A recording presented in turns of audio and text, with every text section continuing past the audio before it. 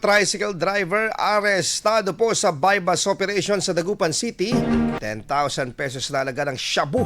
Nasamsam para sa police report na yan. Kasama natin Idol Jam Victorio.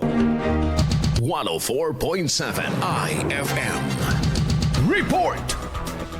Arestado ang isang 64 anyos na tricycle driver matapos makumpiskahan ng hinihinalang Shabu sa isinagawang bypass operation sa Dagupan City noong Mayo 12. Kinilala ng pulisya ang suspect na si alias Abe, isang residente ng Dagupan City. Isinagawang operasyon sa pangunguna ng DCPO Police Station 3, katungang Philippine Drug Enforcement Agency at iba pang police units. Ayon sa otoridad, nakumpiska muna sa sospek ang tinatayang 1.5 gramo ng hinihinalang Shabu na may standard drug price na 10,200 pesos. Narecover din sa operasyon ang buy boss, marked money at budol money na nagkakahalaga ng 10,000 pesos. Nahaharap ngayon ang sospek sa kasong paglabag sa Comprehensive Dangerous Drugs Act of 2002. Mula rito sa IFM Dagupan, Idol Jam Victorio, Tatak IFM.